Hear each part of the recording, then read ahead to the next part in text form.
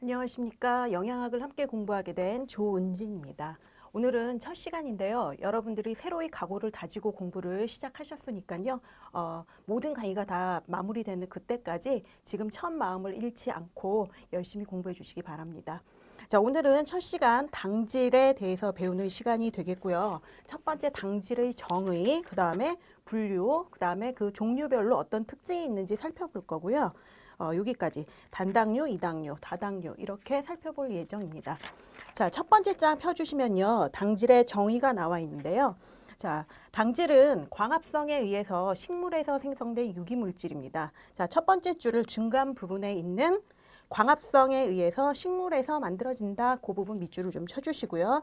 그 다음 자연계에 가장 많이 존재하고 있는데요. 많이 존재하다 보니까 식물체 내에서도 존재를 하고 동물체 내에서도 존재를 하게 됩니다.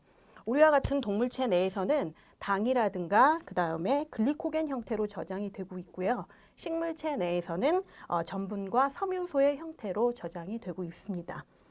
그리고 성인의 경우에는 너무 과잉 섭취하지 않도록 좀 주의를 해주셔야 될 부분이 있고 55%에서 65% 정도로 섭취하시면 적정 비율이라고 적정 비율을 차지하고 있습니다.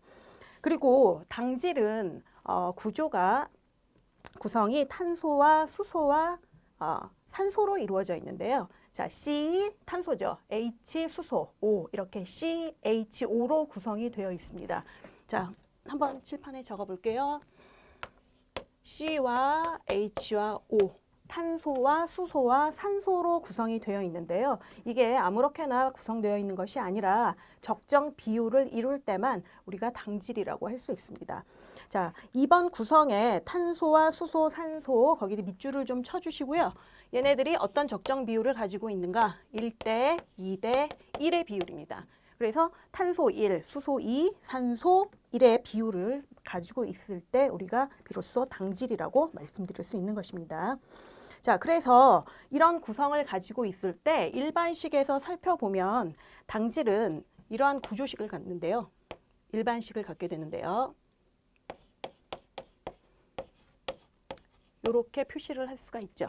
자, 요 상황을 이렇게 글씨를 보시면 요 뒤에 물이 들어 있어서 물을 함유하고 있는 탄소다 해서 탄수화물이 혹은 또 당질이 이렇게 물을 가지고 있는 탄소라는 거 기억해 주시고 일반식도 더불어서 한번 머릿속에 넣어 주시면 좋겠습니다. 근데 그 3번 괄호 밑에 보면 1번 동그라미와 2번 동그라미가 있는데요. 1번 동그라미와 2번 동그라미를 한번 이렇게 묶어서 예외라고 써주십시오. 예외. 자, 예외이기 때문에 그냥 한번 가볍게 읽어보고 지나가시면 되겠는데요. 첫 번째 거는 일반식과 구조가 같지만 당질이 아닌 것이 나와 있습니다. 언제나 어떤 법칙이든 예외가 없는 조항이 없는 것처럼 이 부분도 이런 일반식을 가지고 있지만 당질이 아닌 것들이 나와 있는데요. 어떤 것들이 있냐면 첫 번째 초산,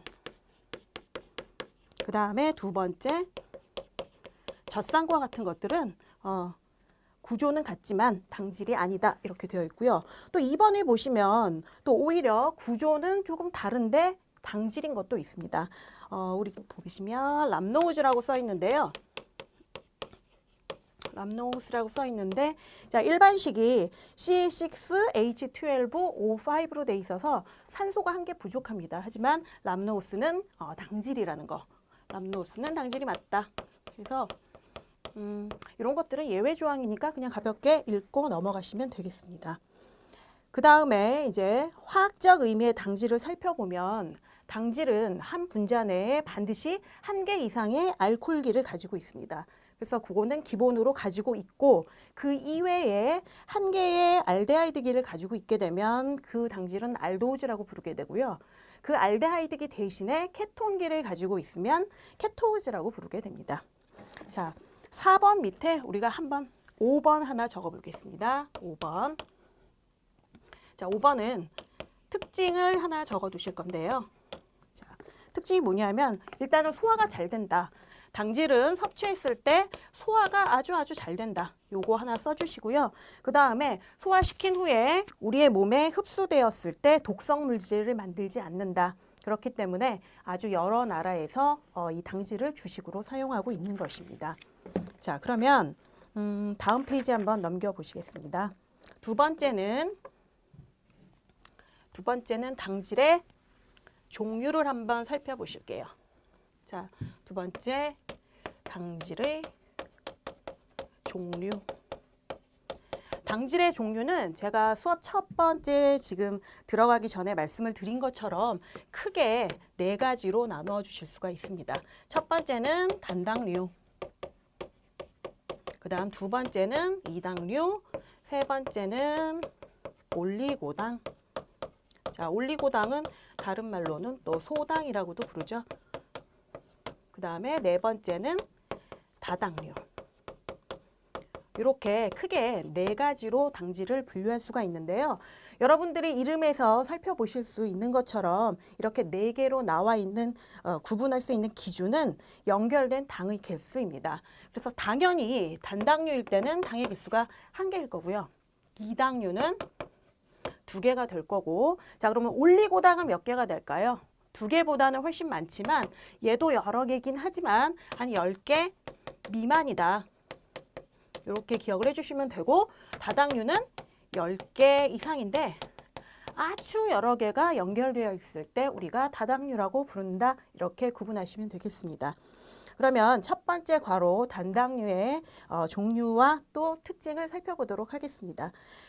단당류는 더 이상 분해가 되면 당질로서의 기능을 상실하게 되는 최소 단위의 기본당입니다. 맨 마지막 줄에 최소 단위의 기본당 밑줄 쳐주시고요. 우리가 소화를 시킨다라는 것은 흡수가 가능한 이 단당류까지로 가수분해 시킨다라는 의미가 있는 것입니다. 단당류는 또다시 분류를 할 수 있는데, 자, 6탄당, 5탄당, 3탄당으로 우리의 교재에는 나와 있습니다. 자, 6탄당하고 5탄당이 중요하기 때문에 여기서는 6탄당과 5탄당 두 개 이렇게 묶어서 좀 별표를 쳐줘 주시고요. 그 이유는 주로 우리가 섭취하고 몸에서 이용하고 있는 단당류의 종류들이 이 6탄당과 5탄당이기 때문입니다. 자, 그렇다면 6탄당 한번 종류를 살펴보실게요. 6탄당은 포도당, 과당, 갈락토즈, 만노스 이렇게 쓰여져 있고요. 5탄당은 리보스와 데옥시리보스가 있습니다. 여러분들 많이 이름을 들어보셨을 텐데요. 자, 그러면 자, 하나하나 세부적으로 한번 살펴보도록 하겠습니다. 6탄당은 탄소가 6개가 붙어있는 단당류인데요. 이 종류는 첫 번째 거 포도당, 두 번째 그 다음 과당, 세 번째 갈락토즈. 요렇게 기억을 해주세요. 우리 책에 순서대로 제가 썼는데요. 여러분들이 기억을 하실 때도 요 순서대로 기억하실 것을 좀 권해드립니다. 그 이유는 2탄당 설명드리면서 다시 말씀드리겠습니다. 자, 그리고 포도당 옆에 보면 글루코즈라고 써 있고요. 과당은 프럭토즈, 갈락토스는 그냥 갈락토스입니다. 물론 우리가 영양사 시험을 볼 때 한글로 표기되어서 나오지만 이렇게 책을 본다거나 문제를 풀이할 때는 그 괄호 안에 있게 되는 글루코즈다. 이런 영문 표기명이 다 나와 있게 되니까요. 프럭토즈 이런 것들까지 다 기억을 하고 계시길 바랍니다. 그래서 요거까지 한번 써드렸고요. 자, 포도당은 녹말이나 메가당, 꿀, 과일즙에서 얻을 수 있습니다. 가장 기본적인 에너지 급원이 되고요. 체내 당대사의 중심 물질입니다. 자, 여기 한번 밑줄을 좀 쳐줘주세요. 체내 당대사의 중심 물질이다. 이 말은 포도당 형태로 흡수되는 것뿐만 아니라 다른 단당류의 형태로 흡수가 된다 하더라도 간에서 일단은 포도당으로 전환된 후에 몸에서 대사가 일어난다는 의미니까 반드시 기억을 해주시고요. 그 다음에 혈당을 유지하는 당이다. 우리가 혈당을 유지한다, 혈당이 높다, 낮다 이렇게 표현을 하실 때 혈당이라고 이야기하는 거 저희 피 속에 들어있는 당은 다른 단당류, 과당이라든가 갈락토즈라든가 이런 것들이 아니라 단 한 가지 이 포도당인 것을 꼭 기억하고 계셔야 합니다. 그리고 건강한 사람일 경우에는 이 혈당이 항상 0.1%로 유지되고 있다는 거 동그라미 좀 쳐주시고요. 자, 그리고 과당을 보면 과당은 대사에 대사의 중심이다. 이거 하나 써드릴게요. 대사의 중심이 되는 거다. 과당은 가장 달다.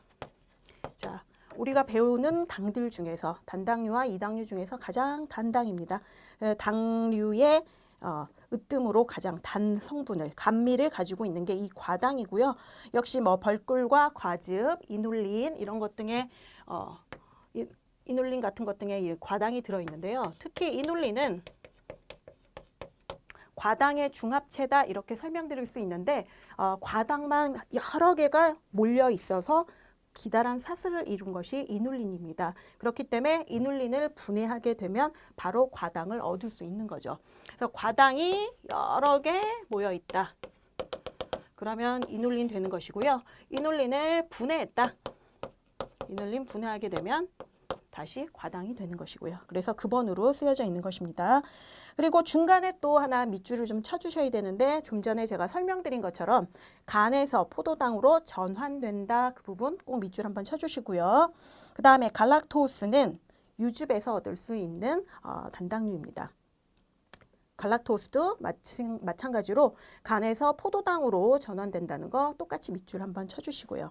자, 이렇게 육탄당으로 되어 있는 거 이 세 가지 반드시 기억해 주셔야 되고요. 그 다음에 우리 몸에서 또 이용되는 거 오탄당도 중요하다고 말씀드렸죠.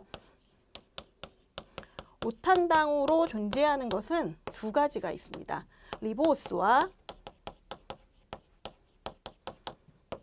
데옥시 리보스 이렇게 두 가지가 있는데요. 이 두 가지는 간단하게 우리 몸에서 핵산을 구성한다. 여러분 핵산 많이 들어보셨을 텐데요.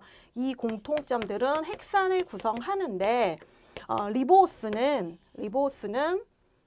RNA를 구성하고 핵산을 구성하는데 데옥시리보스는 D로 시작하는 거죠. DNA를 구성한다까지 기억해 주시면 되고요. RNA 같은 경우는 핵산 구성 물질 여기까지만 하면 되겠습니다. 그 다음 조효소의 구성 성분이다. 조효소의 구성 성분이다. 여기까지 하시면 완벽하게 이 정도 기억하시면은 영양학에서는 크게 문제가 없으실 겁니다. 자, 이렇게 되어 있고요. 3탄당이나 뭐 4탄당도 있긴 한데 이거는 우리 몸에서 그렇게 중요하게 쓰이는 것이 아니기 때문에 그냥 넘어가도록 하겠습니다. 자, 두 번째 이당류. 자, 요 단당류의 6탄당 3개 순서대로 기억해 두시고 계시라고 말씀드렸어요. 자, 그 다음에 이당류 한번 살펴보도록 하겠습니다. 자, 단당류가 한 개의 당으로 이루어져 있는 거라면 이당류는 단당류 2개가 모여서 되는 것입니다. 자, 이당류 종류가 어떻게 되냐면요. 이것도 역시 교재에 나와 있는 그 순서대로 기억을 해주시기 바랍니다. 첫 번째 메가당. 말토우즈라고 나와 있죠. 말토우즈. 그 다음에 두 번째는 자당. 자당이라고 표현을 하기도 하고요. 책에 따라서는 서당이라고도 표현합니다. 그리고 이 자당 또는 서당은 우리가 상품명으로 봤을 때는 바로 이게 설탕이 되는 거죠. 설탕. 그래서 이름도 외우기 쉽습니다. 설탕, 슈거가 여기서 나온 거죠. 수크로즈. 이렇게 돼 있고요. 그 다음에 마지막 거는 유당. 자, 젖당이라고도 하죠. 젖당 또는 유당.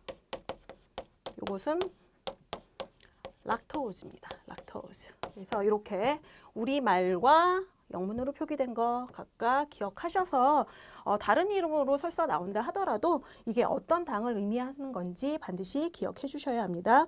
그리고 이제 단당류와 이당류를 이렇게 이름들을 다 배웠는데요. 우리가 이름을 들었을 때 이 당이 단당류인지 혹은 이당류인지 구분 정도는 반드시 해주실 수 있어야 하는 겁니다. 그래서 그것들 반드시 이 시간 이후에 복습하시면서 외워두시기 바라겠고요.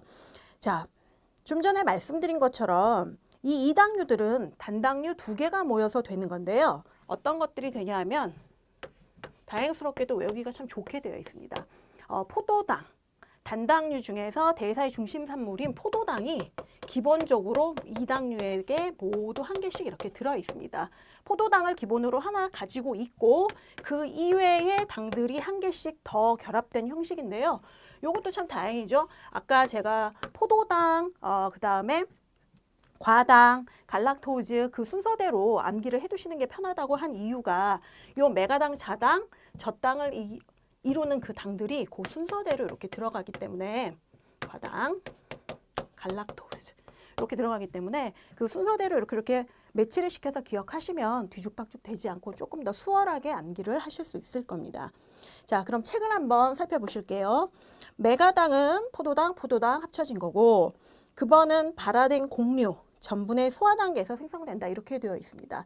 천연계에서는 메가당의 형태로 존재하는 경우가 없고요. 이렇게 뭐 발화된 곡류라든가 전분을 소화시키거나 식품으로서 가공시킬 때 분해된 산물로서 나오는 게 메가당입니다. 그래서 괄호 안에 식혜나 물엿의 예가 나와 있는 것입니다. 자, 그 다음에 두 번째 자당 혹은 서당은 포도당과 과당이 결합된 것으로 우리가 익히 알고 있는 설탕을 얻을 수 있는 그런 것들로부터 급원이 돼서 얻을 수 있습니다. 사탕수수나 사탕무에 들어있고요. 요것들을 묽은산 또는 효소로 가수분해된 그 산물을 전화당이라고 하는데요. 여기서 이제 전화당이라는 당이 한 개 나옵니다. 자, 요거는 어떤 당인지 제가 감미도 순서를 한번 암기하시도록 써드리고 나서 전화당에 대해서 설명을 다시 드리겠습니다. 자, 그 다음에 젖당, 유당이라고 하는 것은 모유나 우유, 유즙에서 얻을 수 있는 거고요. 포도당과 갈락토스로 이렇게 구성이 되어 있는데 이 갈락토스 같은 경우는 특히나 갈락토스는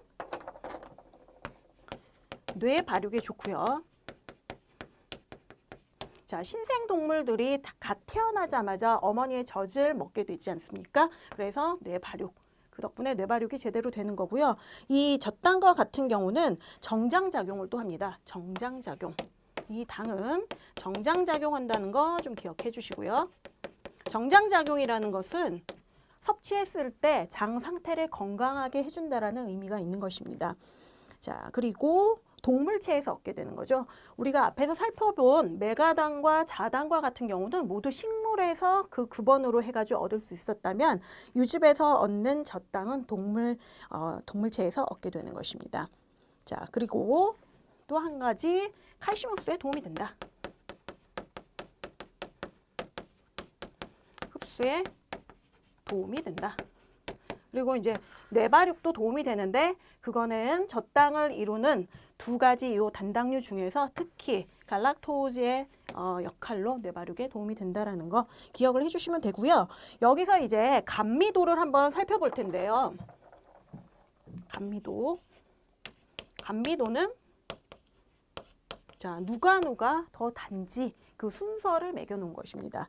자, 어떻게 외워주실 거냐면은 우리가 이제 기본적인 단당류와 이당류의 당들을 다 이름을 배웠으니까요. 앞 글자만 따서 한번 써볼게요. 과, 전, 서, 포, 맥, 갈, 유 이렇게 되고 있습니다.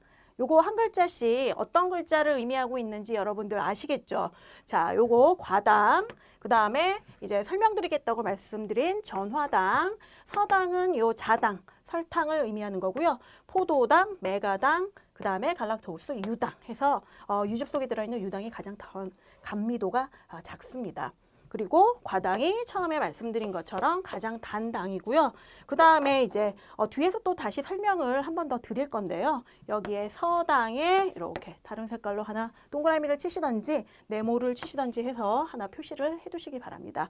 여기서는 일단 과전, 서포, 맥갈류 요 순서 반드시 기억을 해주셔야 되고요. 그리고 전화당에 대한 설명을 지금 드리도록 하겠습니다.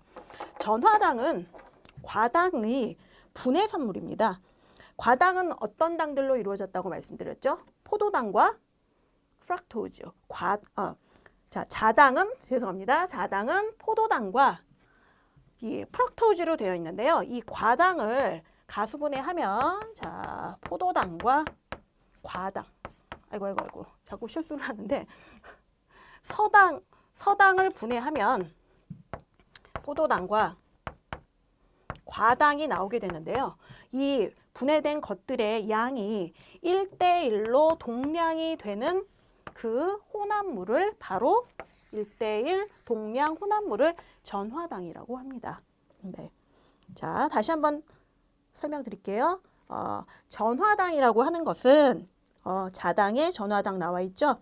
서당을 분해하는 과정에서 서당의 구성 성분인 포도당과 과당이 1대1로 동량 혼합물을 이루었을 때가 바로 전화당이 되는 것입니다. 그리고 오히려 서당보다 더 감미도가 높게 되는 거죠. 그래서 요거 반드시 기억해 주시고요. 세 번째, 올리고당류로 넘어가도록 하겠습니다. 자, 올리고당류는 제가 처음에 설명드린 것처럼 소당류라고도 표현을 하고요. 단당류가 대략적으로 10개 미만의 당들을 올리고당이라고 이야기를 합니다. 자, 거기 아랫줄에 단당류가 3개 이상에서 10개 미만이다. 밑줄 한번 쳐주시고요. 그 다음에 맨 뒷부분에 소화가 되지 않는다에 한번 밑줄 쳐주세요. 자, 소화가 되지 않는다는 것은 우리 몸에 소화 효소가 존재하고 있지 않기 때문에 이게 몸에 흡수됐을 때 열량을 발생하지 않는다는 것입니다. 그래서 과거에는 이 올리고당류들이 썩 그렇게 좋은 영양원이 아니었다 이렇게 이야기를 했는데요. 요즘같이 너무 많이 먹어서 비만이라든가 여러 성인병들이 많이 이렇게 발생하는 현대에 들어서는 올리고당류들이 각광을 받고 있습니다. 왜? 다이어트 식품으로도 참 좋다고 하죠. 감미는 주되 단맛은 있는데 열량을 내지 않는다. 그래서 아주 좋은 식품으로 요즘엔 평가받고 있습니다. 자, 이런 올리고당류들은 다이어트에만 좋은 게 아니라 그 뒷부분에 또다시 한번 밑줄을 칠게요. 충치 예방 밑줄 쳐주시고요. 그 다음에 장내 유익한 비피더스균을 증식시킨다에 밑줄 쳐주십시오. 장내에 유익한 비피더스균을 증식시킨다라는 거는 아까 위에서 잠깐 살펴본 거 있었는데요. 자, 어떤 당이었죠? 갈락토즈. 이제 갈락토즈에서 정장작용을 한다고 말씀을 드렸잖아요. 그 정장작용과 같은 내용입니다. 비피더스균도 우리 장내에 있으면 그 장 속에는 여러 가지 뭐 좋은 균도 있고 나쁜 균도 있게 되는데요. 그 장내 환경을 좋은 상태로 만들어줘서 장 건강을 위해서 좋은 역할을 하게 되는 것입니다. 그래서 올리고당류도 정장작용을 한다는 거 기억을 한번 해주시고 넘어가셔야 되고요. 이 올리고당류도 역시 당이 몇 개가 연결되어 있느냐에 따라서 3당류가 있고 4당류가 있게 됩니다. 자, 이것도 잠깐 설명을 드릴게요. 자, 2당류까지 설명을 드렸고요. 세 번째가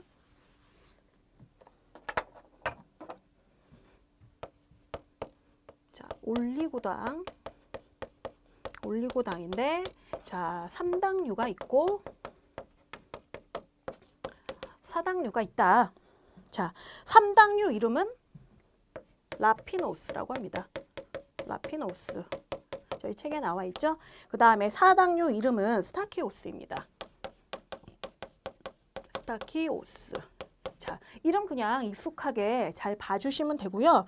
이제 가끔 가다가 3당류하고 4당류가 좀 헷갈리시는 분이 있는데 3당류는 저희가 아까 배웠었던 자, 포도당, 과당, 갈락토즈 전부 다 단당류이죠. 이 세 개가 이렇게 한 개씩 연결돼 있어서 당 3개가 연결된 형태이고요.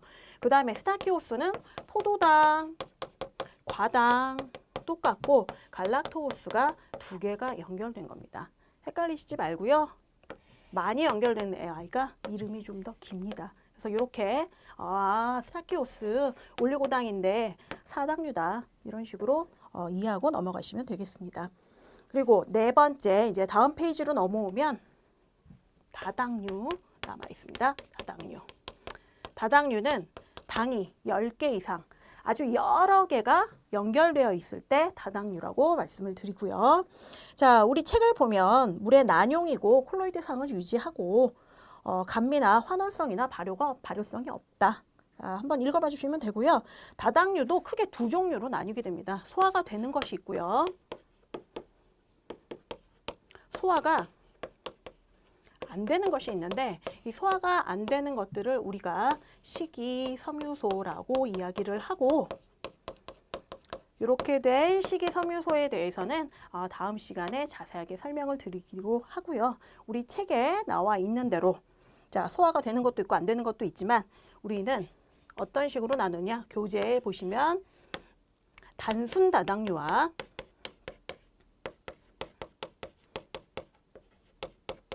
그 다음에 복합 다당류라고 나와 있습니다. 복합 다당류. 단순 다당류에서 이 단순이 의미하는 글씨는요, 이 의미하는 바는 여러 개가, 다당류라고 하면은 당들이 여러 개가 연결이 되어 있는 건데 한 종류만 여러 개가 연결되어 있는 것입니다. 한 종류만 여러 개가 연결되어 있을 때 뭐라고 한다고요? 단순 다당류. 한 종류만 여러 개. 자, 우리 책에 보면 이 단순 다당류의 종류가 전분, 덱스트린, 글리코겐, 셀룰로스 이렇게 4가지가 나와 있는데요. 이것들은 모두 포도당만 한 가지가 아주 길게 연결되어 있는 것입니다. 연결된 그 당의 종류는 같지만 어떤 식으로 연결되었는지에 따라서 각각 성질이 다른 다당류로 이렇게 존재하게 되는 거죠. 자, 그러면 제일 첫 번째 전분을 한번 살펴보시면, 자, 각종 공유의 주성분이고, 자, 디글루코즈, 글루코즈, 포도당이 이렇게 연결된 거다. 자, 세 번째 점에, 점 세 번째 거에 아밀로즈, 알파 1사결합과 아밀로펙틴, 알파 1사결합의 알파 16결합으로 되어 있다. 이렇게 된 거 한번 밑줄을 쳐주세요. 자, 아밀로스는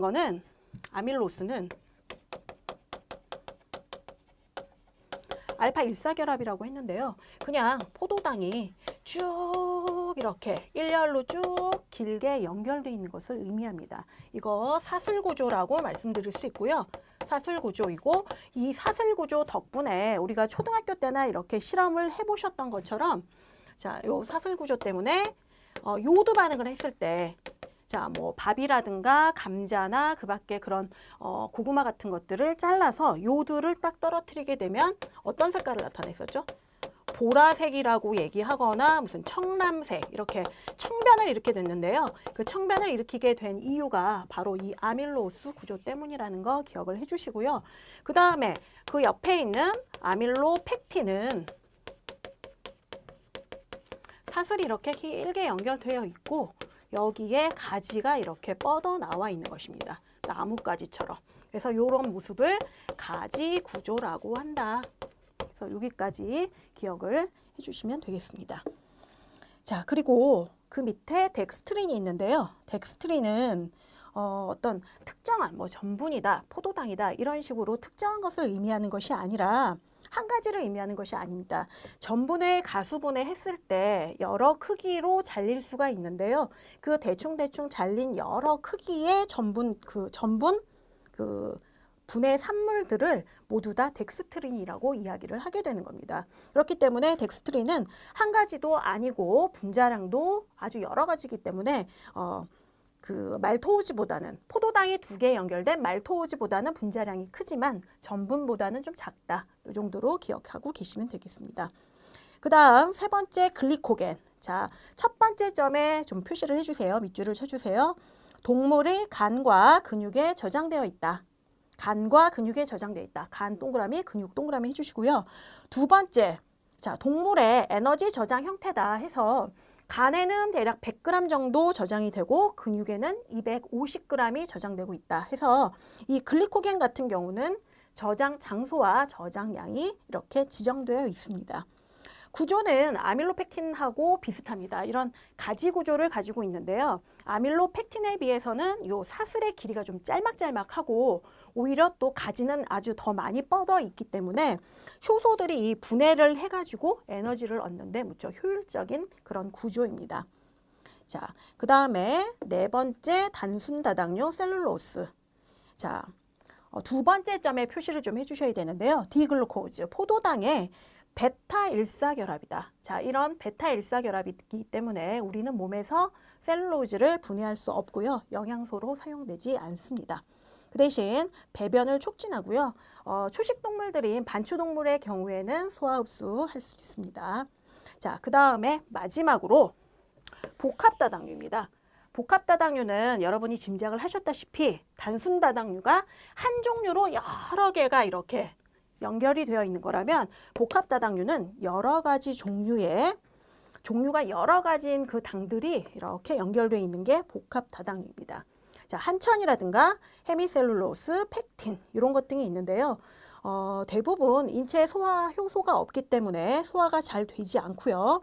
대신에 변비 예방이라든가 인체 장내에서 연동 운동을 촉진하기 때문에 배변 활동을 도움을 주는 그런 역할들을 하고 있습니다.